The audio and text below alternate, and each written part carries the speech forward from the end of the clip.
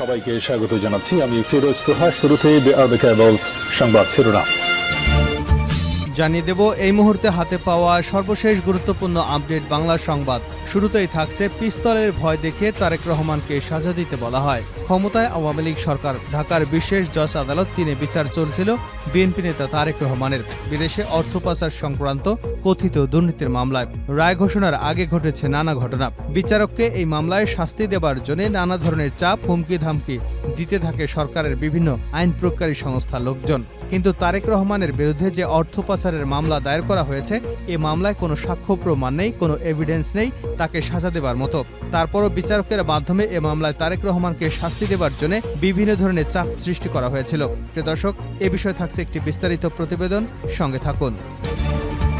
এবারে জানাবো হবিগঞ্জের দুপক্ষের সংঘর্ষে নিহত এক। হবিগঞ্জের নবীগঞ্জের দুপক্ষের সংঘর্ষে মনামিয়া সত্য নামের এক বৃদ্ধ নিহত হয়েছেন। এ ঘটনায় আহত হয়েছেন আরও 20 জন। গুরুতর আহত অবস্থায় তাদেরকে হবিগঞ্জ সদর হাসপাতালে ভর্তি করা হয়েছে। জানাবো চাঁদপুরে যুবলীগ নেতার অর্ধগরিত মরদেহ উদ্ধার। চাঁদপুরের কচুয়া নিজ ঘর থেকে আহসান উল্লাহ নামের এক ব্যক্তির স্কচটেপ পেঁচানো মরদেহ উদ্ধার করেছে পুলিশ। শুক্রবার বিকেলে গ্রামের মজিদ মুক্তার বাড়ি থেকে মরদেহ উদ্ধার করা হয়। জানিয়ে দেব শাহজাহান খানের শুনানিতে আদালতে যে কাণ্ড করলেন আইনজীবীরা।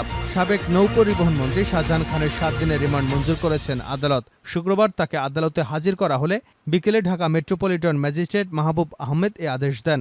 তাকে আদালতে তোলা হলে তাকে নিয়ে ঘটেছে বিভিন্ন ধরনের ঘটনা। বিএনপিপন্থী আইনজীবীরা তাকে বিভিন্ন ধরনের কটূক্তি করেছেন, বিভিন্ন ধরনের স্লোগান দিয়েছেন। তাকে বসার জন্য এক পুলিশ সদস্য চেয়ার এগিয়ে দিয়েছিলেন।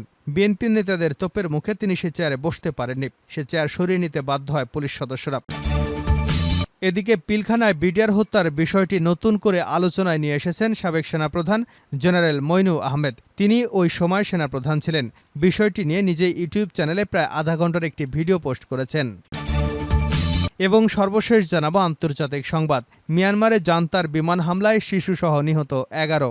মিয়ানমারের উত্তরাঞ্চলীয় শান প্রদেশে জান্তার সরকারের বিমান হামলায় 11 জন নাগরিক নিহত হয়েছেন।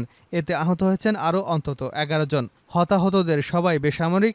নিহতদের মধ্যে 5 জন পুরুষ, 4 জন নারী এবং 2 শিশু রয়েছে। দেশটির সামরিক জান্তা বিরোধী ক্ষুদ্র নৃগোষ্ঠী সশস্ত্র একটি সংগঠনের মুখপাত্র এফপিকে এ তথ্য নিশ্চিত করেছে। এতক্ষণ শিরোনাম শুনছিলেন, এবার বিস্তারিত। প্রিয় দর্শক, আপনি যদি এই চ্যানেলে নতুন হয়ে থাকেন, ভিডিওটি দেখতে দেখতে চ্যানেলটি সাবস্ক্রাইব করে আমাদের সঙ্গে থাকুন। আর এই ভিডিও সম্পর্কে আপনি আপনার মূল্যবান মতামতটি কমেন্ট বক্সে জানিয়ে দিন। আর হ্যাঁ প্রিয় দর্শক, জানিয়ে দিন ভিডিওটি কোথা থেকে দেখছেন। পিস্তলের ভয় দেখে তারেক রহমানকে সাজা দিতে বলা হয়। ক্ষমতায় আওয়ামী লীগ সরকার, ঢাকার বিশেষ জজ আদালত 3-এ বিচার চলছিল বিএনপি নেতা তারেক রহমানের বিরুদ্ধে বিদেশে অর্থ পাচার সংক্রান্ত কথিত দুর্নীতির মামলায়। রায় ঘোষণার আগে নানা নাটকীয় ঘটনা। বিচারক মোতাহার হোসেন স্বাভাবিকভাবেই মামলা রায় ঘোষণার প্রস্তুতি নিচ্ছিলেন। কিন্তু হঠাৎ বদলে যায় দৃশ্যপট। চারদিক থেকে আসতে থাকে নানা চাপ, হুমকি। তারেক রহমানকে যে কোনোভাবে হোক সাজা দিতে হবে। সাক্ষ্য প্রমাণের ভিত্তিতে মামলায় রায় যা হওয়ার তাই হবে। বিচারক প্রথমে এমন মনোভাব প্রকাশ করলে তার উপর চাপ আরও বাড়তে থাকে। আইন মন্ত্রণালয়ের কর্মকর্তা আবু সালে শেখ মোহাম্মদ জহিরুল হক দুলাল সরাসরি যোগাযোগ করেন মোতাহার হোসেনের সঙ্গে। চলে আলোচনা। বিচারকের মনোভাব দেখে ভয় দেখানোর কৌশল নেন দুলাল। ধানমন্ডির উচ্চ আদালতের এক বিচারপতির বাসায় ডাকা হয় মোতাহার হোসেনকে। সেখানে উপস্থিত হন জহিরুল হক দুলাল, সঙ্গে কয়েকজন গোয়েন্দা কর্মকর্তা। কয়েকজন কোমরে পিস্তল গুজে সেখানে প্রবেশ করেন। বিচারক মোতাহার হোসেনকে বলা হয় তারেক রহমানকে যে কোনো মূল্যে সাজা দিতে হবে। বিচারক তখন জানান মামলার সাক্ষ্য প্রমাণেই সাজা দেওয়ার মতো। এ মামলায় সাজা দেওয়া আইনসম্মত হবে না। তখন দুলাল বিচারককে প্রাণনাশের ভয় দেখান। গোয়েন্দা কর্মকর্তারাও ভয়ের পরিবেশ তৈরি করেন। এক পর্যায়ে দুলাল বিচারককে বলেন, আপনাকে রায় লিখতে হবে না, আমি লিখে দেব, আপনি শুধু পড়বেন। পরে দুলাল রায় লিখে পাঠিয়ে দিয়েছিলেন বিচারকের বাসায়। বিচারক মোতাহার অবশ্য আদালতে জহিরুল হক দুলালের লিখে দেওয়া রায় পড়েননি। তিনি নিজে লেখা রায় পড়ে তারেক রহমানকে অভিযোগ থেকে বেকসুর খালাস ঘোষণা করেছিলেন। রায় ঘোষণার পর থেকে চরম নিরাপত্তাহীনতায় পড়েন বিচারক মোতাহার। চাকুরি থেকে অবসর নেবার 1 মাস আগেই ঘটনা উলটপালট করে দেয় তার সবকিছু। কিছুদিন আত্মগোপনে থাকার পর আদালতে ফিরে আসলেও বুঝতে পারেন তাকে শায়েস্তা করার জন্য নানা আয়োজন চলছে। পরে নিজের অফিস গুছিয়ে অবসর নেবার আগের দিন প্রিয় কর্মস্থল ছাড়েন। এক ছেলেকে নিয়ে চলে যান মালয়েশিয়ায়। এরপর অনেকটা ভবঘুরের মতো সময় কাটিয়েছেন। গোয়েন্দারা পিছু নেওয়ায় এক স্থানে বেশি দিন থাকতে পারেননি এক দেশেও। কয়েক দেশ ঘুরে 2022 সালে থিতু হন ফিনল্যান্ডে। ছেলেকে নিয়ে সেখানে রাজনৈতিক আশ্রয় আছেন। 5ই আগস্ট ছাত্র জনতার গণঅভ্যুত্থানের পর দেশে ফেরার চিন্তা করছেন বিচারক মোতাহার হোসেন। গণমাধ্যমের সঙ্গে আলাপকালে তিনি জানিয়েছেন, রায় দেওয়ার আগে এবং পরে দুর্বিষহ পরিস্থিতি। দ্বিতীয় দফায় আওয়ামী লীগ ক্ষমতায় আসার পরপরই চুয়াডাঙ্গায় দলটির নেতাদের বিরুদ্ধে একটি মামলা রায় দিয়ে হামলার শিকার হয়েছিলেন। পরে 41 দিন আত্মগোপনে থাকতে হয় তাকে। 4 বছর আগে বাংলাদেশে তার স্ত্রী মারা যান, তাকেও দেখার সুযোগ হয়নি। 2 ছেলেকে নিয়ে মোতাহার হোসেনের স্ত্রী দেশে ছিলেন। নিরাপত্তাহীনতার কারণে তাদেরকেও এক জেলা থেকে আরেক জেলায় ঘুরতে হয়েছে। 2013 সালের 17 নভেম্বর বিএনপির ভারপ্রাপ্ত চেয়ারম্যান তারেক রহমানের বিরুদ্ধে করা বিদেশে অর্থ পাচার সংক্রান্ত দুর্নীতির মামলায় রায় ঘোষণা করেন বিচারক মোতাহার। কোনো অভিযোগ প্রমাণিত না হয় রায়ে তিনি তারেক রহমানকে বেকসুর খালাস দেন। অর্থ পাচার মামলায় তারেক রহমানের বিপক্ষে করা অভিযোগের কোনো তথ্য প্রমাণ ছিল না। উল্লেখ করে মোতাহার হোসেন বলেন, রাজনৈতিক কারণে হয়রানি করার উদ্দেশ্যেই এই মামলায় তারেক রহমানকে জড়ানো হয়। সম্পূরক চার্জশিট দিয়ে তাকে অভিযুক্ত করে এই মামলায় চার্জশিট দাখিল করা হয়েছে। তিনি বলেন, আমি বিচারক হিসেবে নিযুক্ত হবার পর মামলা নথি বিশদভাবে পর্যালোচনা করি। দেখি তারেক রহমানের বিরুদ্ধে যে অভিযোগ, সেই অভিযোগ তার বিরুদ্ধে কোনো সাক্ষ্য প্রমাণ নেই, যার বিরুদ্ধে অভিযোগ গঠনের মতো পর্যাপ্ত উপাদানও নেই। এরপরও যেহেতু চার্জ গঠিত হয়ে গিয়েছে, এই কারণে আমাকে বিচার করতে হবে। আমি বিচার কন্টিনিউ করি, সাক্ষ্য গ্রহণ করি। আসামিদের বিরুদ্ধে তো কোনো এভিডেন্স নেই, এভিডেন্স হলো জিরো। একজন সাক্ষীও তার বিরুদ্ধে অভিযোগ দিয়ে তার নাম উচ্চারণ করেননি, কোনো অভিযোগ দেয়নি। এই মামলায় কি করে একজন আসামিকে সাজা দেওয়া যায়?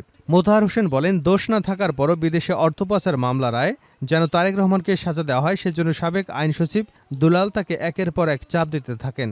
দফায় দফায় আমাকে তৎকালীন আইন প্রতিমন্ত্রী কামরুল ইসলামকে দিয়ে চাপ দিতে থাকেন। গোয়েন্দা সংস্থার লোকজনকে আমার পেছনে লেলিয়ে দেন। সাবেক প্রধান বিচারপতি খায়রুল হক, তৎকালীন ডিজিএফআই প্রধানও আমাকে নানাভাবে চাপ দেন, তারেক রহমানকে শাস্তি দেবার জন্য বলেন। আমি তাদের সবাইকে বলেছি, আমি আইন পর্যালোচনা করে আইন অনুসারে বিচার করব, ন্যায় বিচার হবে।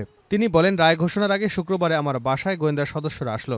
তারা আমাকে নিয়ে গেলেন ধানমন্ডিতে তৎকালীন বিচারপতি আসিফ রঞ্জন সাহেবের বাসায়। 2-4 মিনিট পরে দেখি জহিরুল হক দুলাল এবং ঢাকার চিফ মেট্রোপলিটন ম্যাজিস্ট্রেট আজিজ রঞ্জনের বাসায় আসেন।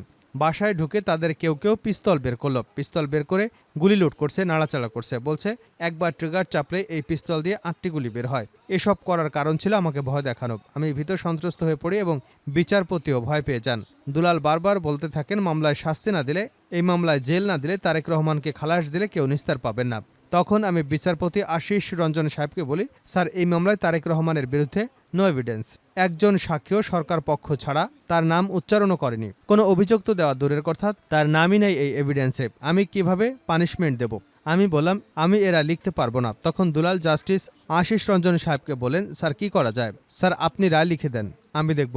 জাস্টিস সাহেব বলেন, না, আমি রায় লিখতে পারবো না, মোতাহার সাহেবের রায় মোতাহার সাহেবকে লিখতে হবে। তখন জহিরুল হক দুলাল আমাকে বাসায় বসে রায় লিখতে বলেন। আমি বাসায় বসেই রায় লিখি, তারেক রহমানকে খালাস দেওয়ার রায় লিখি। রোববার সকালে জহিরুল হক গোয়েন্দা সংস্থার লোকদের মাধ্যমে আমার কাছে রায় লিখে পাঠান। রয়টার্স সহ গোয়েন্দা বাহিনীর লোকজন আমার বাসা থেকে কোর্টে নিয়ে যায়। কৌশলে আমি আমার রায়টাও সঙ্গে নেই। এজলাসে উঠে যা সত্য সঠিক রায় সেটাই ঘোষণা করি। এরপর পরিস্থিতি বিবেচনা করে নিরাপত্তার উদ্বেগ নিয়ে আমাকে আত্মগোপনে যেতে হয়। এক পর্যায়ে আমি আমার কোর্টে আসি। অবসরের ঠিক কয়েকদিন আগে জানতে পারি, অবসর নেওয়ার দিনে আমাকে অপহরণ করে গুম করে দিতে পারে। তাদের এই পরিকল্পনা জেনে আমি অবসরের আগের দিনই সব কাগজপত্র সই করে বের হয়ে যাই। তিনি বলেন, প্রথমে ছেলেকে নিয়ে মালয়েশিয়ায় যাই। সেখানে আমার পেছনে গোয়েন্দা নজরদারি শুরু হয়। এক জায়গায় বেশি দিন থাকতে পারিনি, সেখান থেকে নেপালে গিয়ে থেকেছি কিছুদিন। সেখানেও গোয়েন্দারা যায়। 2022 সালে ছেলে আরিফ হাসান রাহুলকে নিয়ে ফিনল্যান্ডে আশ্রয়ের অনুমতি পাই। ওদিকে দেশে আমার স্ত্রী এবং 2 ছেলে ছিল, তারাও দুর্বিষহ সময় পার করছেন। ছেলেদের নিরাপত্তা নিয়ে উদ্বেগ ছিল, তারা এক জেলা থেকে আরেক জেলায় ঘুরে বেড়িয়েছে। 4 বছর আগে আমার স্ত্রী মারা যান, আমরা যেতে পারিনি। এখন 2 ছেলে নাটোরে থাকে। তিনি বলেন, ছাত্র জনতার ঐতিহাসিক বিপ্লবে বাংলাদেশ স্বৈর শাসন মুক্ত হয়েছে, ফ্যাসিবাদ মুক্ত হয়েছে। এখন সময় বিচার বিভাগের সব ধরনের প্রভাব মুক্ত করবার, যাতে সব ধরনের মানুষের জন্য ন্যায় বিচার প্রতিষ্ঠিত হয়। হবিগঞ্জে 2 গ্রুপের সংঘর্ষে নিহত 1। হবিগঞ্জের নবীগঞ্জে দুপক্ষের সংঘর্ষে মনামিয়া সত্য নামের এক বৃদ্ধর মৃত্যু হয়েছে। এই ঘটনায় আহত হয়েছেন আরও কমপক্ষে 20 জন। গুরুতর আহত অবস্থায় তাদেরকে হবিগঞ্জ সদর হাসপাতালে ভর্তি করা হয়েছে। পুলিশ ও স্থানীয় সূত্রে জানা যায়, আধিপত্য বিস্তারকে কেন্দ্র করে দীর্ঘদিন ধরে নবগঞ্জ উপজেলার মোস্তাপুর গ্রামে তকমতুল্লার ছেলে সাবেক ইউপি সদস্য সাফু আলমের সঙ্গে মনামিয়ার বিরোধ চলে আসছিল। এরই জের ধরে শুক্রবার দুপুরে সাফু আলম এবং মনামিয়ার লোকজন দেশীয় অস্ত্রশস্ত্র নিয়ে সংঘর্ষে জড়িয়ে পড়ে। সংঘর্ষে প্রতিপক্ষের এক ধরনের দেশীয় অস্ত্রের আঘাতে বৃদ্ধা মনামিয়া নিহত হন। এ সময় অন্তত 20 জন আহত হয়ে হাসপাতালে চিকিৎসা নিচ্ছেন। চাঁদপুরের যুবলীগ নেতার অর্ধগলিত মরদেহ উদ্ধার। চাঁদপুরের কোচোয়ায় নিজ ঘর থেকে আহসানুল্লাহ নামের এক ব্যক্তির স্কচ টেপ পেঁচানো মরদেহ উদ্ধার করেছে পুলিশ। শুক্রবার বিকেলে গ্রামের মজিদ মুক্তার বাড়ি থেকে তার মরদেহ উদ্ধার করা হয়। মৃত আহসানুল্লাহ মৃত আব্দুল মতিনের ছেলে এবং বিতারা ইউনিয়ন যুবলীগের সদস্য। স্থানীয়রা জানান, আহসানের বসত ঘরের দরজার নিচে রক্ত দেখে প্রতিবেশীরা বাড়ির লোকজন কোচোয়া থানায় খবর দেন। সংবাদ পেয়ে বিকেলে কোচোয়া থানা পুলিশ দরজা ভেঙে আহসানের মাথা এবং মুখ বাঁধা, শরীরে স্কচ টেপ পেঁচানো অবস্থায় বসত ঘরের মেঝেতে পড়ে থাকা অর্ধগলিত মরদেহ উদ্ধার করে। স্থানীয় বাসিন্দা মাসুদ ভূঁইয়া বলেন, স্ত্রীর সঙ্গে তালাকের পর থেকে আহসান একাই থাকত। সর্বশেষ 2রা সেপ্টেম্বর তার সঙ্গে ফোনে কথা হয়েছিল। তার ঘর থেকে পচা গন্ধ এবং দরজা নিচে রক্ত দেখে এলাকার লোকজন পুলিশে খবর দেয়। পরে পুলিশ গিয়ে মরদেহ উদ্ধার করে থানায় নিয়ে যায়। নিহত আহসানুল্লাহর বড় ভাই মোহাম্মদ হুমায়ুন বলেন, আমার ছোট ভাইকে নৃশংসভাবে হত্যা করা হয়েছে। যে বা যারা এটা করেছে আমি তাদের দ্রুত আইনের আওতায় এনে সঠিক বিচারের দাবি জানাচ্ছি। শাহজাহান খানের শুনানিতে আদালতে যে কাণ্ড করলেন আইনজীবীরা। সাবেক নৌপরিবহন মন্ত্রী শাহজাহান খানের 7 দিনের রিমান্ড মঞ্জুর করেছেন আদালত। শুক্রবার আদালতে হাজির করা হলে বিকেলে ঢাকা মেট্রোপলিটন ম্যাজিস্ট্রেট মাহবুব আহমেদ এ আদেশ দেন। আওয়ামী লীগ সভাপতিমণ্ডলীর সদস্য শাহজাহান খানকে শুক্রবার ভোরে রাজধানী থেকে গ্রেপ্তার করে পুলিশ। গত 4 আগস্ট আন্দোলন চলাকালে রাজধানীর ধানমন্ডি এলাকায় কিশোর আব্দুল মোতালেব 14 নিহতের ঘটনায় করা মামলায় শাহজাহান খানকে আদালতে হাজির করা হয়। মোতালেবের বাবা আব্দুল মতিন গত 26 আগস্ট সাবেক প্রধানমন্ত্রী শেখ হাসিনাকে 175 জনের বিরুদ্ধে ধানমন্ডি থানায় একটি মামলা দায়ের করেন। এদিকে আইনজীবীদের মধ্যে হইচইয়ের মধ্য দিয়ে শুনানি শেষ হয় শাহজাহানের। জানা যায়, আদালতে কড়া নিরাপত্তা, সাংবাদিকদের প্রবেশে কড়াকড়ি আর আইনজীবীদের হইচইয়ের মধ্য দিয়ে শুনানি শেষে সাবেক নৌপরিবহন মন্ত্রী শাহজাহান খানকে জিজ্ঞাসাবাদের জন্য 7 দিনের হেফাজতে পেয়েছে পুলিশ। মাদারীপুর থেকে 8 বার নির্বাচিত সাবেক এই এমপিকে গ্রেপ্তারের পর শুক্রবার ঢাকার মুখ্য মহানগর হাকিম আদালতে হাজির করা হয়। কাঠগড়ায় শাহজাহান খানকে বসার জন্য এক পুলিশ সদস্য চেয়ার এনে দিলে বিএনপিপন্থী আইনজীবীরা একজন বলছিলেন, 17 বছরে অনেক আরামায়েশ হয়েছে, কাঠগড়ায় কোনো চেয়ার দেওয়া যাবে না। আইনজীবীদের ক্ষোভের মুখে পড়ে চেয়ারটি বের করে নিতে বাধ্য হন পুলিশ সদস্যরা। আদালতে রাষ্ট্রপক্ষের শুনানিতে সহযোগিতা করেন আইনজীবী মাসুদুর রহমান বাদল, আনোয়ারুল ইসলাম এবং মোহাম্মদ কাইয়ুম হোসেন।